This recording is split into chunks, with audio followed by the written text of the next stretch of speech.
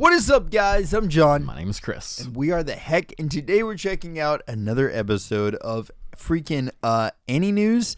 And this one is Overlord lore again, and this is the 5 worst in Overlord. And this is talking about the worst and most evil NPCs. Yeah. Dun-dun-dun. So this is part 1. There is going to be a part 2, and then directly after part 1 and part 2, we've got Beto, man. We're getting there, dude. Yeah. We're getting to Beto! I'm pretty stoked for this one, though. Like, I want to see, like, some evil. I do want to know the evils. Yeah, they talked about him being evil, but we didn't see a whole lot of it. We saw a little bit of it. They're kind of like anti-heroes, in my opinion. You know what I mean? Because we know that they're bad. We know they do evil things, what would be considered evil, but also they're our homies. You know what I mean? Yeah. So it's kind of We're like... rooting. They're the home team. Yeah. But then it turns out your homie might also be Jeffrey freaking Dahmer. So I don't know. You know what I mean? Like... The dude's eating you alive, like the ant dude. The ant dude. What about that one that's like that's like seducing that guy? Oh yeah. There's some dark shit happening in there, that one's dude. probably on here. I hope so. But either way, if y'all are new to our channel, smash that sub button and know that we've got all freaking episodes 1 through 4 seasons of freaking Overlord on our YouTube channel, also on our Patreon, completely unedited and uncensored. And then we're going to be going through this entire playlist, and also please go make sure you're checking out AniNews because they crushed it with this playlist. Yeah, for sure. And let's get into this together. Boom! And then anytime I do that, just assume that we blew out of our chairs. Okay? Yeah. I want it to happen we one day. We exploded out of our chairs. We need like ejector seats. I know, for real, dude. Boom! Did you know there exists a small group of NPCs in Nazarick that are so terrifying, so hideous, so evil that they are affiliated together to form the 5 worst. They have worst a name. At what exactly? That's the group. Hell yeah. Well, each are definitively the worst in their own categories. We have the worst occupation, worst residence, worst appearance, worst personality, and worst hero. The worst appearance has to be that one thing. It's got to be. Push that dude up against the wall, right? It's got to be. Okay. I'd talk about all 5 in one typical 20-minute video. But there's one character from the worst who deserves her own spotlight. Give it to the us. real best girl of Overlord. Give it the to most us. thick being in Nazarick. Ooh, give it to us. Neuronist Painkill. Yeah, that's the one. So let's spend an entire video talking about the beautiful creature that bears the title of Worst Occupation. That's the one. Worst First, occupation? I'm happy to unveil the second design in the Bay merch, the Nabe design. Oh, hell We yeah. all know she's way better than Albedo, but still not as good as Neuronist. So feel free to check it out with the Teespring link in the description. I am going to have to get begin. some of this merch. Yeah, it looks Of rad. the 5 worst, the second worst is Neuronist Painkill, the worst occupation. What up, girl? She. What up? Yeah, let's just go with she on this one. All right. She's Nazarick's resident full-time torturer, not to be confused with Kyo. That's worst occupation. Still not worst appearance? No. What? Maybe there's one worse. Okay. Who occasionally moonlights as one. Sorry. Apparently her actual job title is Special Intelligence Collector, not torturer. Definitely a big difference. Okay, that makes sense. She's a level 23 brain eater who resides on the 5th floor of Nazarick, the Frozen Glacier, in a place called the Room of Truth, located in the Frozen Prison, where prisoners of Nazarick are have their special intelligence collected while in the Room of Truth.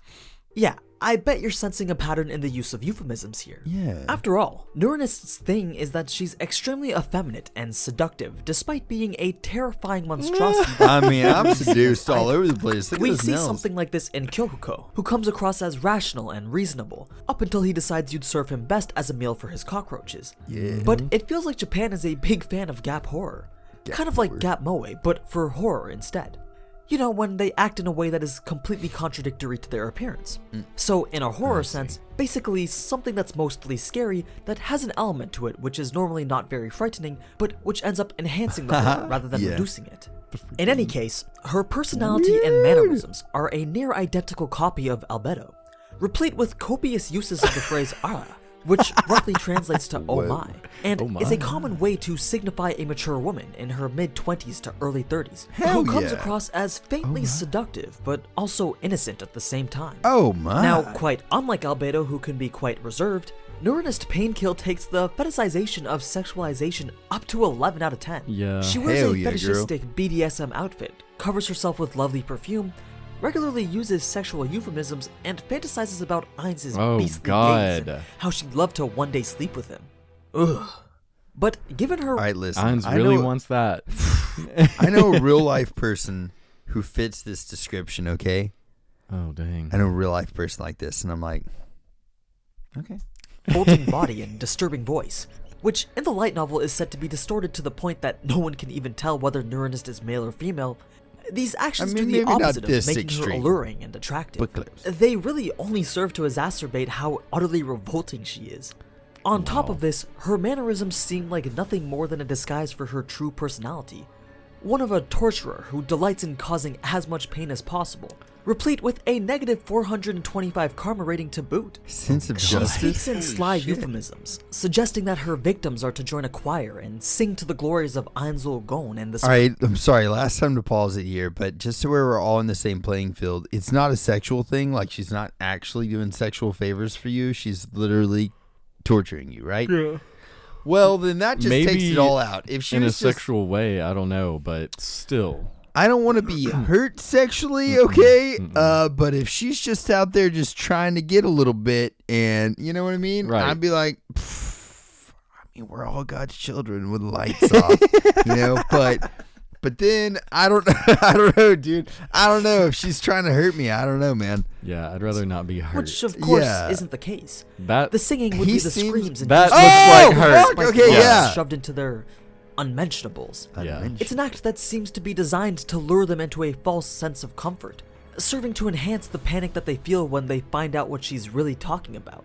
Of course, I say act as if to imply that she's merely pretending, but as an NPC, she can be created with basically any personality, regardless of how contradictory or absurd.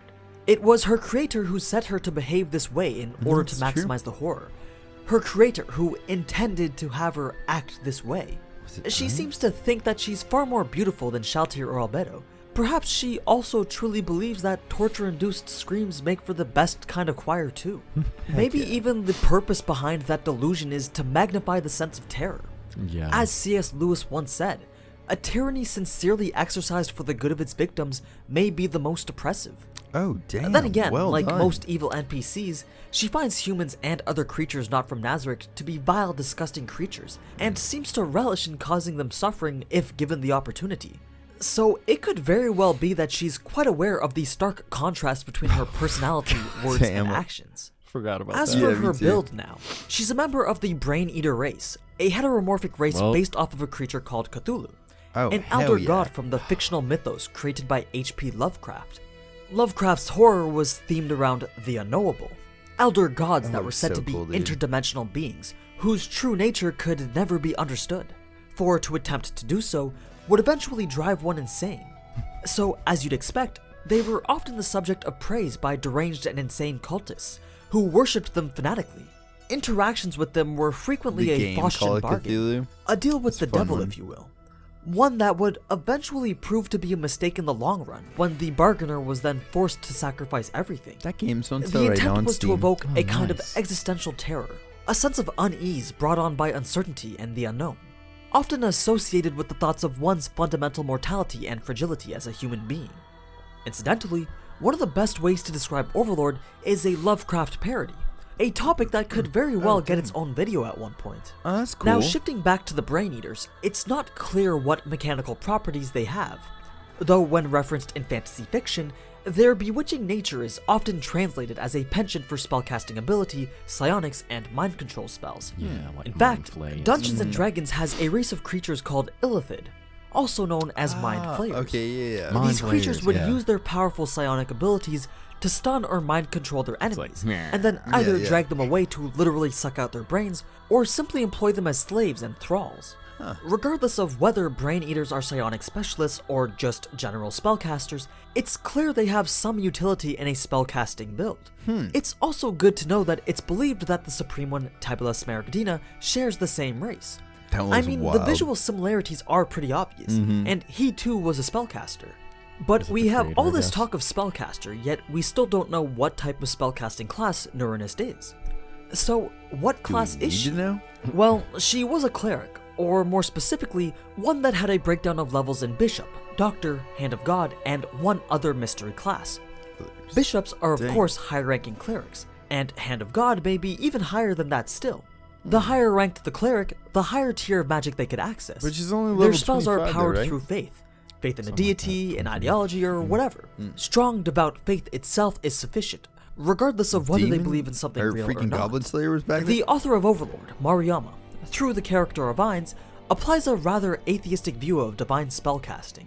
In traditional Dungeons & Dragons, from which Overlord takes many of its fantasy mechanics, a cleric actually communes with a small part of an actual god, who in return gives them a small fraction of divine power, and expects them to act as their proxy to influence the world. Like Goblin Slayer. But in traditional Japanese Shintoism, and in lots of fantasy settings in general, acts of faith, belief, and prayer itself are often said to make gods and or fantasy beings more powerful. And in return for giving the god power through devout faith, the gods return that faith with blessings of their own.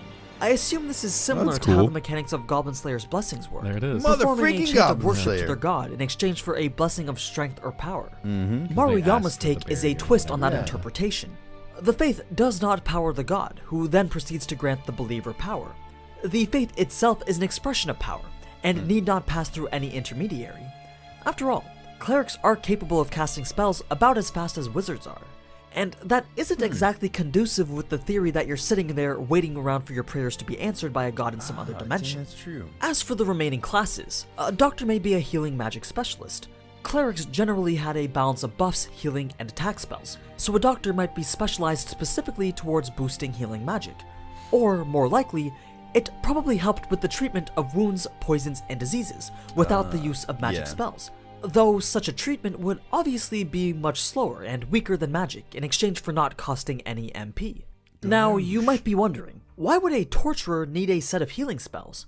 Well, you can't get information from a Keep dead torturing person, them. just Yeah, like how you killing can't exactly. feed the residents of Demiurge's Happy Farm without their supply of food, if you know what I mean. I'll clarify in a little bit. On the other hand, So one they could cut their just limbs off make and or then heal buy them back. scrolls, Fix it. which Yeah, allow them yeah. to cast a spell once without expending any MP. That makes a lot Or of sense, even man. wands, which allow them to cast that spell multiple times before running out of charges. So why they would want to pick a class in a video game that is forced to use much slower methods like bandages or herbs is a bit of a mystery. The benefits are pretty minuscule as they only entail moderately lower costs, but the drawbacks are dramatically less potency and dramatically slower healing. So I don't entirely see the value of the trade. But that's pretty much all I could gather from her build. As for her name itself, Neuronist Painkill, those could be references to the English words neuron and painkiller. The former is the name of the nerves that comprise your brain, and the latter is the name of the medicine that reduces pain. They are probably just references to her brain-eater That race thing, and dude, doctor just vocation. looks freaking wild. Though they could also be subtle understatements. First, I was like, Neuronist all right. sounds nicer than brain-eater, Then I'm a like, race that no. literally eats your brains. And painkiller is pretty much the exact opposite of what she actually does. Though keep in mind, it may not be useful to try and Yeah, read sure. too heavily into the meaning of these words. Japan sometimes borrows English words that sound cool to them instead of using the Japanese equivalent, and oftentimes they'll accidentally change the definition or the spelling of the word in the process, like neuron into neuronist and painkiller into painkill. So her name yeah. may just be another example of that. Now that you know a little bit more about her character, you might be wondering what a religious minister, psionic specialist, and doctor have to do with torturing. Torturer wasn't exactly a normal function or class that one could actually fulfill back in Yggdrasil. More likely, it was a product of her biography, which became real once Nazarick was transported into the New World. In Yggdrasil, NPCs mostly just stood around wherever they were placed and fought intruders. So how does one create a sense. torturer specialist in Nazarick? Oh, that's Well, wild. as I was previously referring to, if you remember in our Demiurge video, any good torturer needs to be able to heal their victims. After all, the purpose of torture is to cause torment and suffering, not death. But it's hard to torture. Dude, I don't remember watching the I was Demiurge about one. to say, you know what I think? Like this might not be in order. Like they might not have their playlist in order or something like that. someone if you constantly have to keep worrying about accidentally killing them. If you injured them too severely, you'd have to stop the torture and wait for them to heal for a few days or weeks before you could do it again. But with healing spells, that problem virtually disappears, and you're Yeah. free to repeatedly torture someone to the verge of death and then heal them back up That's again. freaking Yeah. insane. It's efficiency at its finest. You may also be interested to know that Neuronist did not work alone. To assist her in her endeavors, she's served by a selection of 4 minions, known only as Torturers. They were cut from the anime, so we'll just go with the light novel's description. They wore tight black leather aprons. Oh god. Their bodies were not so much white as cream colored. Below that skin were, if blood could be purple, purplish blood vessels. Their heads were covered in seamless black leather masks. There was no telling how they could see or even breathe. Oh, their God. arms were also very long. Each of them was about 2 meters tall, but their arms extended down below their knees, and God. the belts at their waists contained countless work tools. So Oh, yeah, no. she had 4 helping hands, which makes sense I guess for a torturer. I mean, I guess you can't exactly torture someone 24/7 all by yourself. How else would you while even she's sleep? asleep, Yeah. I guess. I think the more important benefit from having torturing assistants is the ability to cause pain to multiple different areas of the body, instead of just one area at a time. Or even just torture multiple people at once. Now, Yeah, just add I'm on top thinking of that. that a selection of psionic attacks that can mess with your mind, as well as healing magic that can restore any injuries back to full health, and I think you have a pretty good recipe for eternal mouth, suffering too. and Yeah, it's existential terrible. terror. But the next member of the 5 worst might just have Neuronist Painkill beat on that front. If How? you can even believe that's possible. I know. Unfortunately, though, that will have to be in the next video, where I Dang it! go over the Dang. remaining 4 members of the 5 worst. Now, before I go, a huge Man, thank you like to this. so Dr. this one Atsu was for designing only the Name over merch room. 1. Once again, Yeah. it's a minimalistic And then style that also still too, I'm highlights not the really essence sure. of the Like, character. let me look on this playlist really quick, but I don't really know, because it looks like, I mean, from this one that we're on, the next one is Who Are the Worst, and it's like number 9. But then I don't think he goes back to that. Who Are the Worst? I don't think he goes back to that from here. And it looks like Demiurge is actually after Beto. So it's like, I think he's got this in the way that maybe he wants to, but maybe not necessarily in the order of each video. You know what I mean? That they were released. Yeah. Hmm. Because it's first Beto. It's like there's 3 videos of her, or no, 4. Conspiracy. And then Demiurge is after that. Okay. So Demiurge is down there in like 14. So I don't know. I'm not sure exactly how they've got Yeah. this playlist set up, but Well, yeah, I'm freaking here for it though. And I Yeah. mean, we're learning a lot in the meantime and about stuff that we probably wouldn't have even thought about to try to learn about, you know what I yeah, mean? like how Especially her. horrible Good that God, for freaking real, NPC is. And I'm like, glad oh that they my talked about God. that because like it while watching it, I was even thinking in my head, I was like, she like meaning like just she gonna get like weird and sexual with you? Cause like, you know what I mean? I feel like I'd rather have his because there were like a few people that were getting Oh, tortured. yeah, you know yeah, what I mean? like, I out think, of all like, of them. Yeah, I feel like It I would didn't have rather seem so been bad. tortured like that instead of being eaten alive by the cockroaches. you Yeah. know? I don't know. But then again, like once she pulled out the freaking device, Little it's thing to like, shove up your peel. I'm like, nah, probably not gonna do that one. nah, give me the cockroaches. Yeah, for real, cockroach all day, dude. But either way, guys, for real, thank y'all for checking this one out. We're going to be watching the next one directly after this. So as soon as we hit stop on this, we're going to hit start on the other one. And we're going to watch the next one too. So we'll catch y'all over there. And if y'all are on YouTube right now and you want to support our channel, there's a link to our Patreon in the description below. And it freaking means the world to us. So thank you for checking this out. And we'll catch y'all later. Freaking doodles. Later. What